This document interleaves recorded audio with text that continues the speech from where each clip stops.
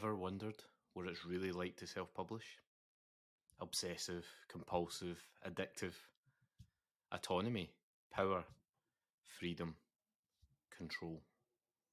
Accountability, responsibility, a heavy burden.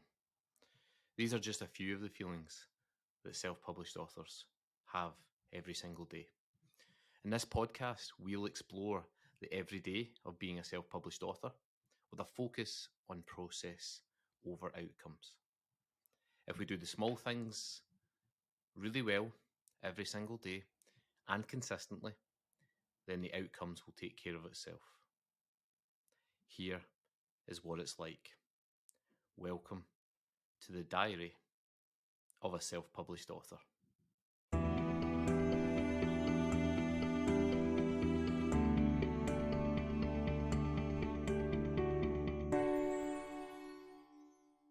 Hello and welcome to this week's edition of the Diary of a Self-Published Author with me, Stuart White.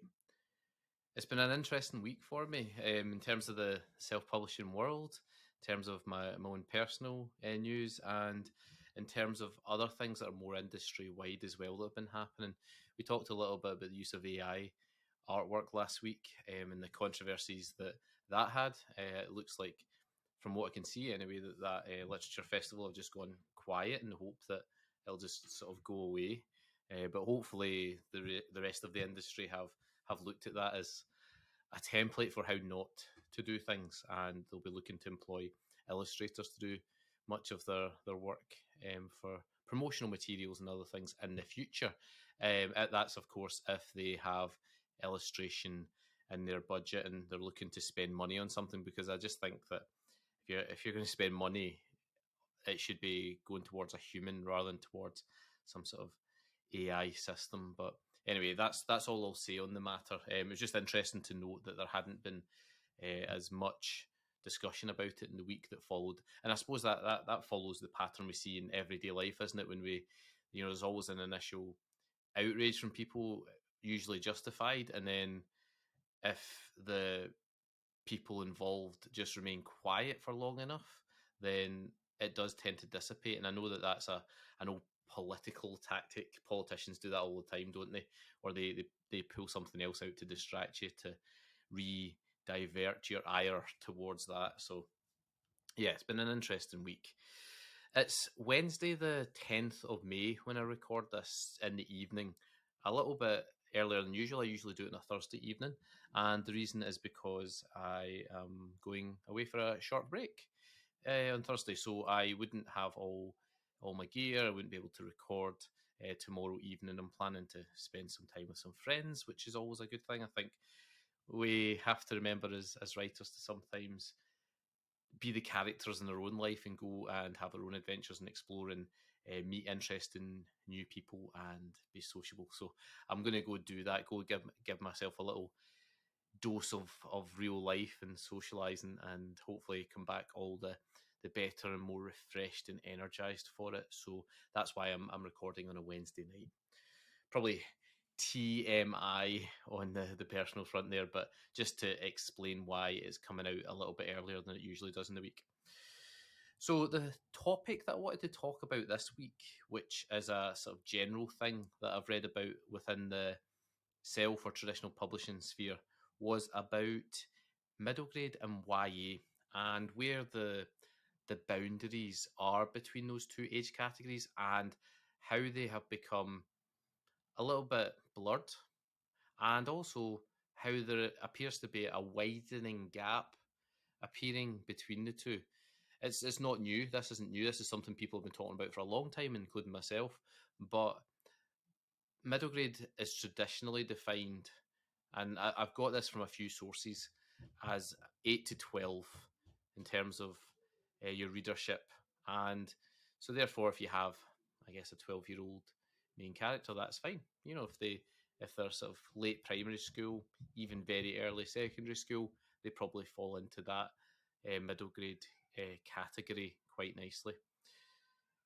YA, however, is the one that's probably shifted the most. And I was reading a really good article about this. It's on the hot sheet, which is released regularly from Jane Friedman and her team. which is it's a subscription thing, but the amount of compiled information from around the industry is incredible. And every time I get a new edition and open it up, I learn so much about so many things, not just writing and writing craft, but industry wide. And that's something that I do like to keep abreast of, because there's so much interesting stuff popping up, and I don't want to be lagging behind. Both with my role at WriteMentor, I want to be on the cusp of things, but also just from my own writing and my own career and my own business as a self-published author, I want to stay on top of any developments or things that change. So I do like to get that one, and it's good. Like, alongside the bookseller, it does give me the majority of my industry knowledge. But anyway, the point was that there was a great article this week where they spoke to a large number of people from within the industry, agents, editors, and so on, who all sort of try to define middle grade and YA. And it was interesting because mostly they gave different answers, broadly the same, but there was definitely differences, especially around the upper edge of middle grade and the lower edge of YA. And one of the things that one of them said was that YA 15, 20 years ago would have been 13 plus. And that's how they defined YA. But the YA of the last maybe 15 years or so has become more mature, and a big part of the reason for that is because the YA audience actually isn't the majority teen. It's actually the majority adult. I think it's something like 60% of all YA novels are bought by adults for themselves, not for their teenagers. And only, obviously, the other 40% are actually bought by teenagers, either directly or indirectly through their parents. So that was an interesting stat. And that explains why there's been this shift in YA, where there's almost like two categories. There's the lower YA, that 13 to 15, and then there's the more mature end of YA, which is obviously 15 plus. And what's happened is fewer and fewer books are out there for that 13 to 15 range, I think. There are still. This is the thing. When we talk about books and publishing and so on, we have to always put it in context and say there are thousands of books being published every year. And so therefore, when we say there are fewer of, like, there's still lots getting published, but it's just as a proportion, maybe not as much as it has been in the past. And again, that was what the majority of the article was agreeing with, even though each of the individual people that contributed to it all had slightly different definitions and ideas around it and so on. But anyway, that was a really interesting one to read. And as someone who writes, I think a lot of my stuff in that zone, that upper MG, or is it YA type zone, and I certainly get a lot of editorial feedback on that, where people say, "Well, I'm not quite sure if this is quite right for middle grade, or if I'm not quite sure if this is too young for YA." Then obviously that's interesting to read about, and I know that a number of other writers out there are in a similar boat. So yeah, the hot sheet is, I think you can get an edition for free before you have to start paying for it. So, and there's definitely a website there you can go and look at a variety of things without paying. And so I would go and check that out, and check out that article. I'll link to it in the notes a little bit later on when I upload and edit and so on, so that you can have a quick click on that yourself and have a wee read, because it is an interesting one. So that's my more general self-publishing or traditional publishing news for the week, was about that tricky gap between middle grade and YA. So let's move on to what I usually talk about next, which is about my own writing and editing and the progress I'm making at the moment. Now, I wrote a short piece for the WriteMentor newsletter on Monday. I wrote it on Sunday, and I talked a little bit more emotionally than I did like crafty about the struggles I've been having with my writing work at the moment. And I spoke last week about how I enjoy having a multitude and variety of different projects to work on at once, and how I've been plotting out something and working on something else's edits, and I was quite enjoying that variety and so on. But there's also the downside to working on multiple things, which is it can just get a bit overwhelming at times, especially when some days you're sitting down and you're thinking, what am I going to work on today? And you've got too many options to actually be able to focus on any one thing. And I wrote quite an honest piece about the anxiety and overwhelm that I often feel when I do sit down to do my writing work, and how sometimes just pulling yourself away from those fictional worlds back into the real world can help ground you and really help you out in that scenario. And it's important that we do that from time to time if we are feeling like that with our work. But I did manage to get a few things done. I worked a little bit on my edits for my middle grade time travel novel, and that's coming along a little bit. That I've got some problems with that one in terms of character agency and character plot drivers, especially through the middle of the novel. And so that's something that I'm looking at just now, and I'm sort of having to do a lot of deep thinking about how I'm going to just sort of smoothly weave all of the it's because it's quite episodic in nature, the novel, especially the second half, and I'm just trying to sort of weave it together so it has more of a fluid narrative thread going through it, and it's very clear what our main character is going for at all times. And that's something that I do struggle with writing more generally, because I had a similar note on one of my YA novels beta reads, was just about it's just not always clear at times what the main character's primary driver is. What are they motivated for in that particular moment?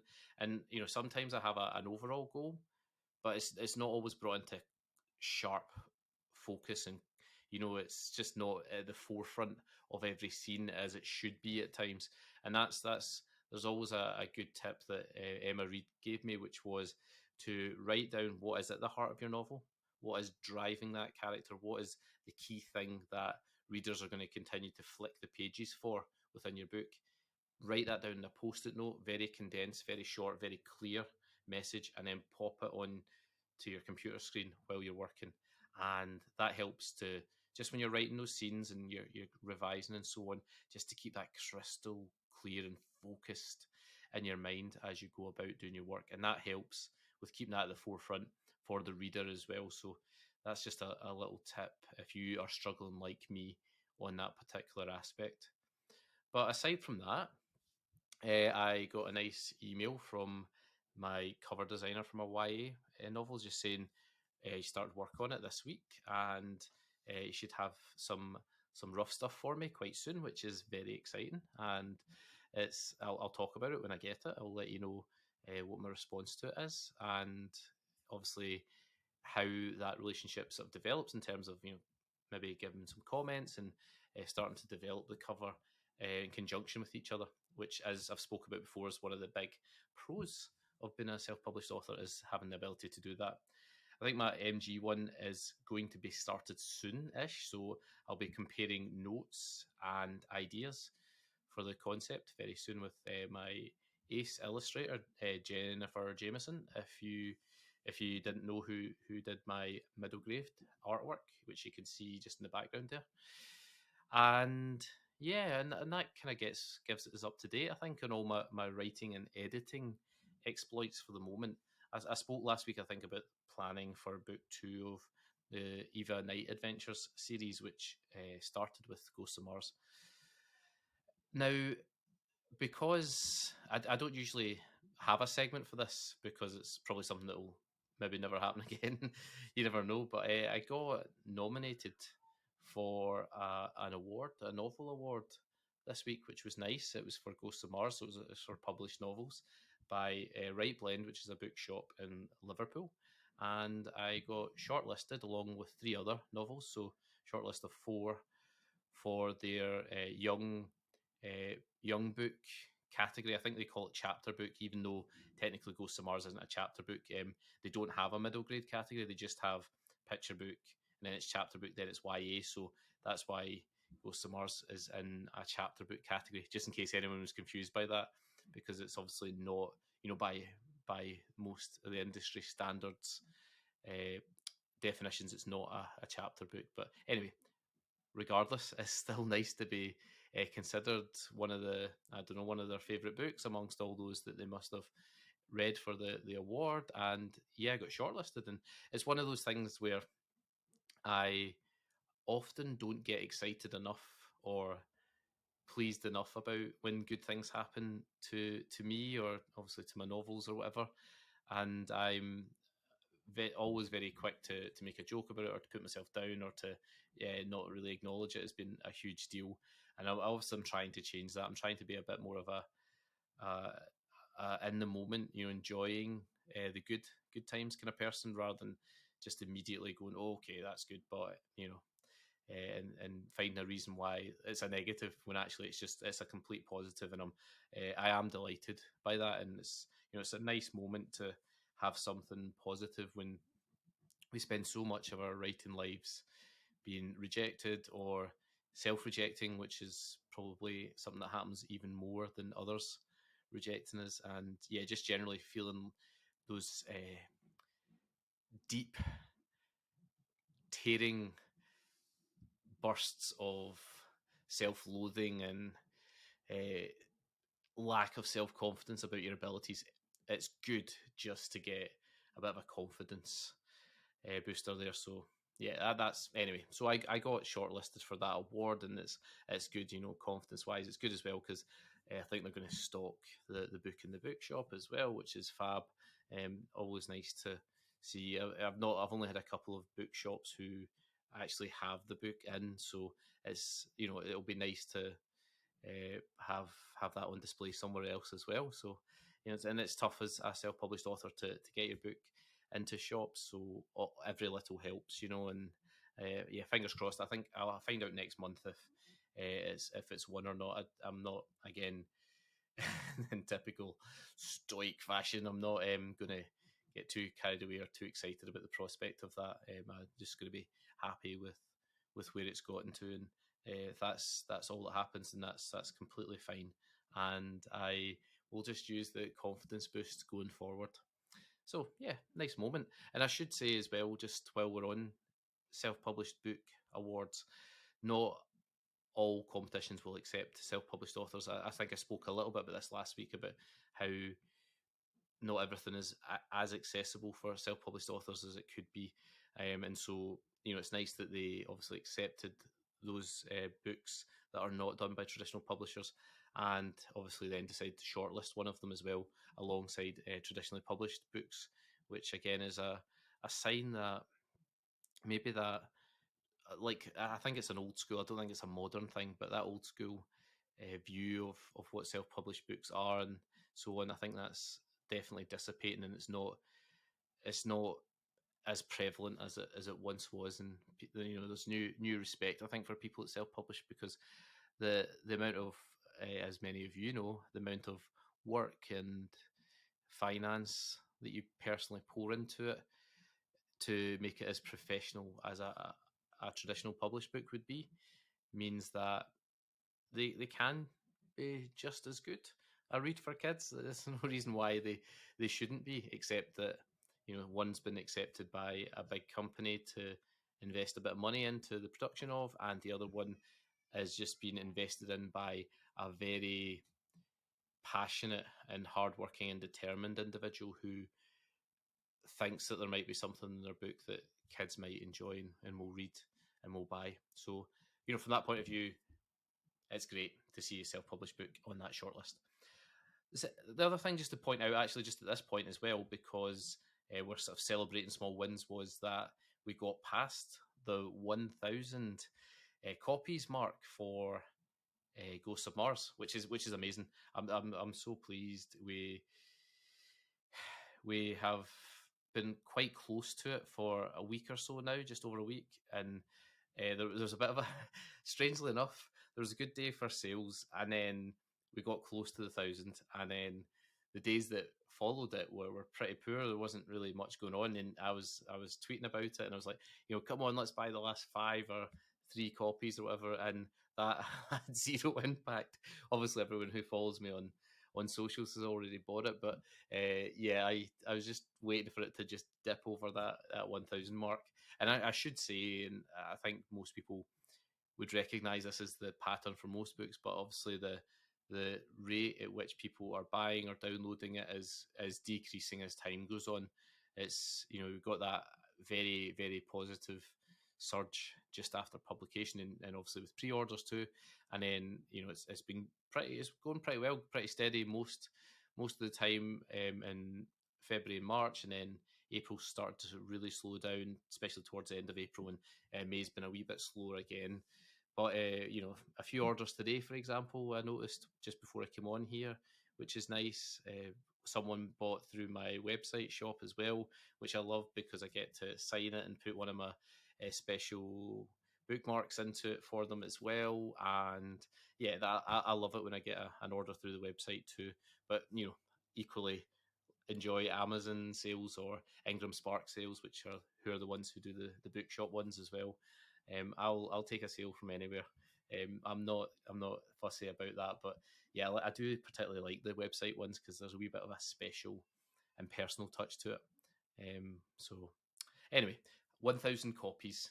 We are delighted with that. I'm celebrating the small wins, and yeah, I was going to say here's to another 1,000. Let's just keep trying to sell them at a steady rate from now, because I'm very conscious and aware that I've had a bit of a honeymoon period with this. A lot of people have supported me, and now I guess the real hard work begins, right? And I've got to try and keep interest in the book up. I've got to try and keep reaching new people that I haven't reached yet with it that might be interested in it. And that's where I guess I've talked a little bit about legacy marketing comes in, but also just about finding new and innovative ways to keep doing the same thing. I'm trying to ultimately get people to buy and read the book, and you can't just keep doing the same things and expecting a good result. You've got to look at sort of slightly alternative ways of doing it, and the key thing is about being consistent as possible with that as well. And like some people, we talked about this last week, but some people think, oh, this thing isn't working for me, and I've been doing it for a week, or I've been doing it for a month or 2 months. Ultimately, the only way that we're going to get continued growth in sales and so on is just to be consistent over a very long period of time. And it's not a short game. It's definitely a long game, and that's the way I'm trying to view all of my planning. It's not about getting to 1,000 in the first year, although obviously we've managed that in just under 3 months. It's about just consistently growing, that's a career thing, not just this individual book. And that's about making sure that I'm regularly releasing new but also good quality books, and that means I'm going to have to work very hard to do that, and the time scales that I'm hoping to do it. Which is hard, but the advantage I have over someone that's traditionally published is that I can choose my own timescales, and I can release 2-3 books a year if I want to, and I don't necessarily have to wait on many of the slow parts of the mechanism of traditional publishing. Because actually, I know from my friend Melissa, who's just published a book with Chicken House, My Love, Life, and the Apocalypse. Go and buy it if you haven't yet. It's hilarious and a great YA book. The point I was making though was that I hope she won't mind me saying this, but it's not like she has spent the last 2 and a bit years since she signed her contract continually working on that book to get it released. The amount of time she spent in that has not been significant. It's a few months at the most. And so if you take away all the other parts of the cogs of the machine that slow things down, and you're just focused on what you can do, then you can obviously get your book out much quicker. And that doesn't mean to say that the quality is reduced. It's just that you're removing all the slow elements, such as, your editors got other jobs. They're not just going to immediately get to work on your book. So you lose a month, you lose 2 months, you lose 3 months there. The cover designer's doing other covers, you lose a little bit of time there, and so on. So with my process, hopefully we can continue to get books out at a regular basis and continue that nice steady career growth in terms of my self-publishing business, and things going well for me. Okay, so that kind of covers planning as well, because we usually talk about sort of the plans for the next few months in this section, but I think I've talked about that plenty, and we can just move on beyond that. So the next thing I'm going to talk about is about marketing, first of all.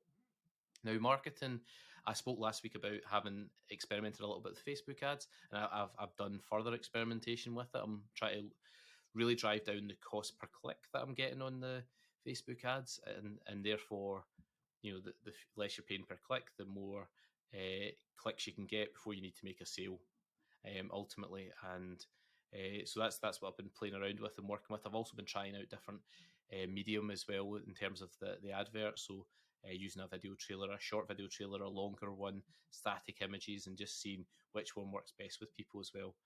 I have to be honest, Facebook marketing is way tougher and yields a lower return that I found so far anyway, compared to the Amazon ads, which are still going along nicely actually.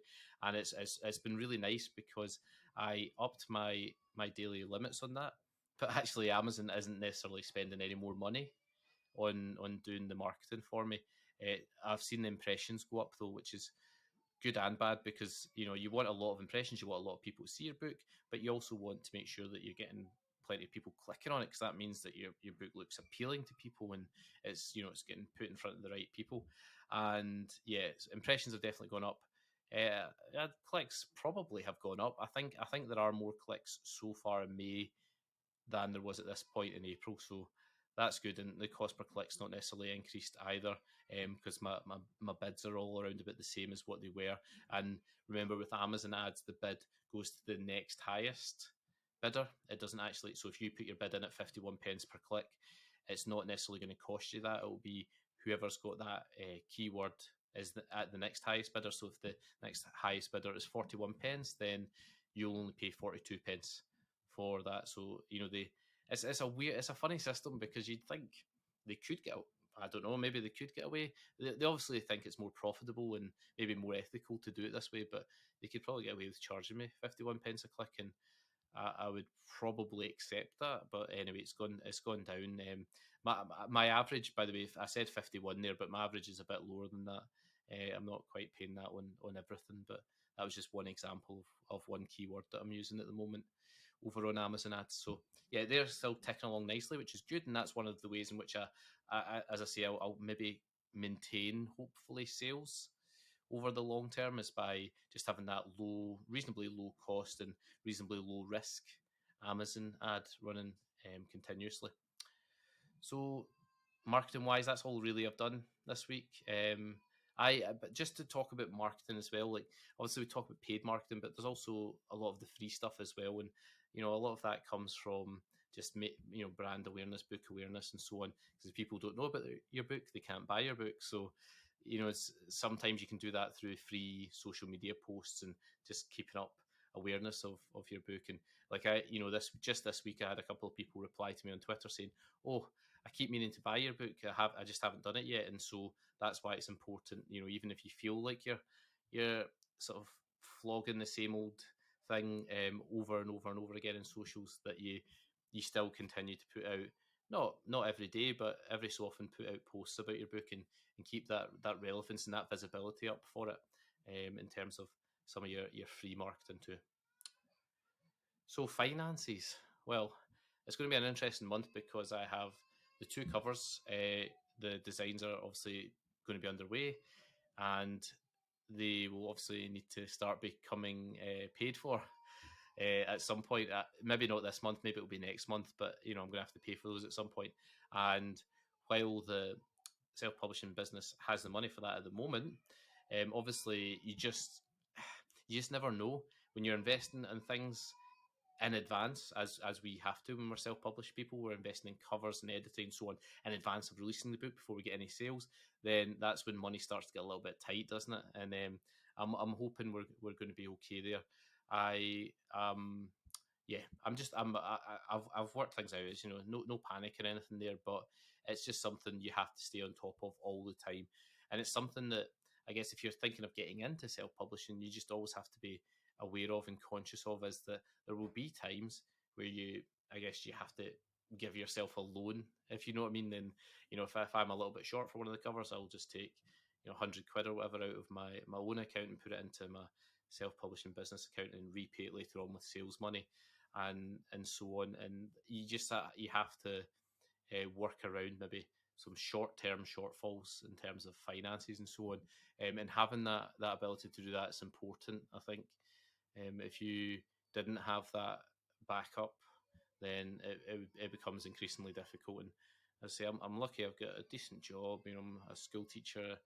I earn money out with, nothing to do with my writing or my books or whatever. So, I know that important stuff is taken care of, and that I can help myself out, if that makes sense, help out my writing business from time to time if needs be. But that's just a little bit of, I guess, sort of general financial advice is don't ever get into a situation where you're moving too fast or you're overspending beyond the means that you have.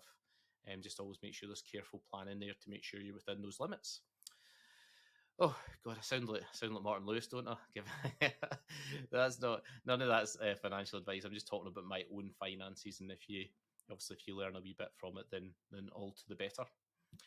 So, lastly, I'm going to talk about mental health and the mental health toll of self-publishing and the impact it can have on our lives. So, I've spoken about this in the last couple of weeks, and suffice to say, as I mentioned earlier in this particular program, it can be tough.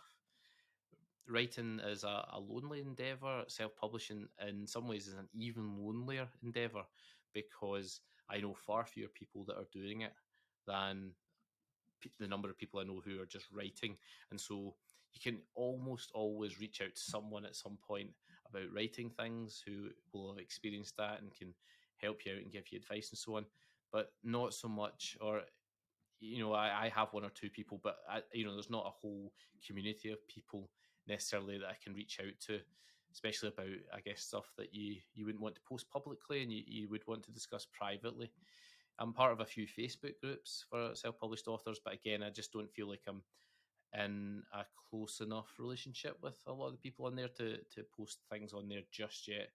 I am quite an open person. I'm quick to trust other people, but sometimes I want to keep things a little bit tighter to my chest. And so, yeah, anyway, it can be a lonely thing, self-publishing, and even the close friends I have who I know would, in a heartbeat, answer me and help me out or discuss things with me. I don't want to overly burden them as well, because they're self-publishing and it's a tough life.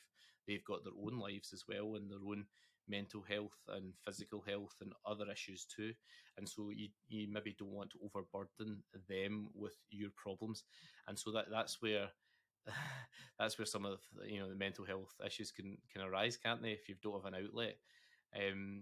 Obviously, my wife's very good. I can chat to her about things from time to time, and I've got a pal at school, for example, and our teacher who likes chatting, about writing and books, and he likes hearing about the self-publishing stuff as well, even though they don't self-publish. So there's a few outlets for me, but it's not as big a community.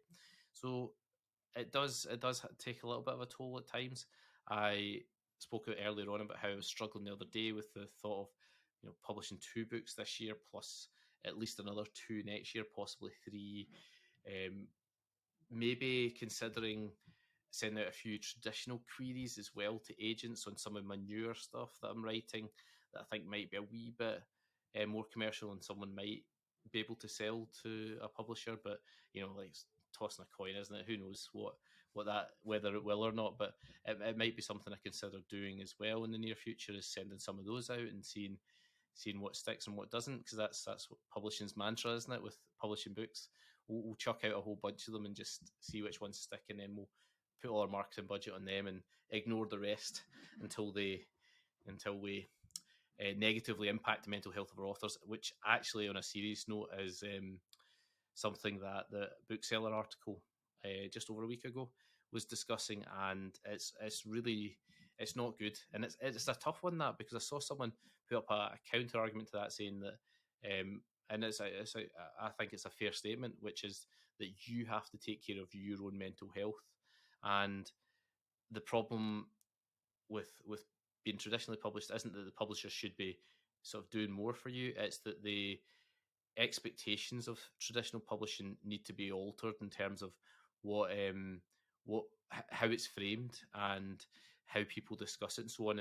And I noticed that I got recommended this to me by 2 people in the last week, the Publishing Rodeo podcast, which features 2 traditionally published authors, and they chat very frankly about the challenges of that and how things really are. That's one that I would suggest listening to if you listen to this and you want a bit more information about the traditional side of things rather than the self-publishing side of things. but they talk about a lot of things.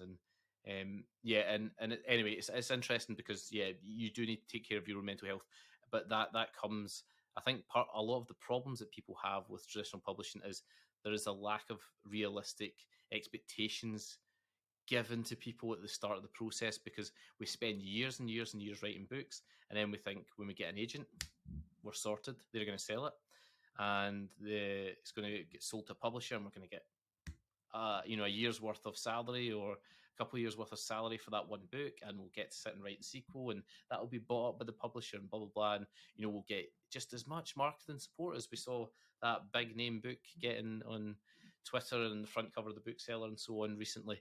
And it's going to be a meritocracy, and of course that's not the case at all. And I think a lot of people they go into the process, thinking it might be a bit more, and it's not. What you see the 1% getting, the 99% of traditionally published authors don't get, and that's, I think, at the heart and the foundation of where writers are struggling on that side of the fence, and why we saw such high results on people having struggles when they're traditionally published, which isn't nice to hear about. And that's one of the disadvantages, but also advantages of self-publishing, is I don't have maybe quite the same expectations going into self-publishing in terms of how grandiose it's going to be that someone who's traditionally published would. But obviously, with that comes the things that you don't get if you were traditionally published as well. But I should just say, genuinely, I've talked to so many people that are traditionally published, and they are basically in the same boat as us self-publishers in terms of they're having to do all the legwork, they're having to push things, they're having to chase people at their publisher and so on just to get a response to a simple email about something. And this isn't an individual problem either. Like, a lot of the responses I saw to that report were just saying this is a systemic thing, it's a industry-wide problem, as opposed to a specific publisher or a specific author or a specific person at the publishers not doing their jobs well enough or whatever. There's substantial pressure on everyone at all levels, and I think a lot of the issues could be solved by realigning people's expectations of what being a traditionally published author actually is. And as I say, that publishing rodeo is a good one because it helps to do that, I think. And it, instead of you follow 3 or 4 big famous children's authors on Twitter and you think, oh, that's what my life will be like when I get published. It's not going to be like that, or it's very unlikely it will be, and it's going to be much more of a struggle than that. And I guess going into that, if more people knew that, then I think at least if you go in thinking it's going to be a struggle, and it is, then like you knew you're getting into. But a lot of people think they're getting into something that's a lot better than it actually is for them mentally, and that, I think that's where a lot of the issues stem from. But yes, that's all. A lot of that stuff's just my opinion on it, and so it's not come from anyone specifically within the industry. It's just me reading the article, anecdotally hearing from people who are traditionally published and putting together all my thoughts on it. So anyway, that's my thoughts on that. But yeah, mentally tough as a self-published author. I have been struggling with a number of things recently, and I wrote lots about it in my newsletter on Monday. So go check out the WriteMentor newsletter if you haven't read it yet. Although I'm guessing most of you who listen to this probably do already subscribe to it. So that's really it this week. It's been a good week. There's been lots to talk about. I've had some wins, some low points as well, and it's often when you're lowest that a win comes along and just elevates you a little bit and drags you out of the mud and helps you to keep going with this whole journey. So it's been nice to get those wins, but similarly, I won't get carried away, and I do try and do my best to keep everything on a level, rather than getting too high when it's going well or too low when it's going badly. And that's easier said than done, of course. But I'm gonna, what does it say? Treat success and failure as the same old enemy, and you'll never feel disappointed or something. I've probably totally butchered that quote, but it's along those lines, and it's definitely apt, especially in the self-publishing world. All right, so that's been the Diary of a Self-Published Author. I have been Stuart White, and I'll see you all next week for another episode. Bye for now. May the force be with you.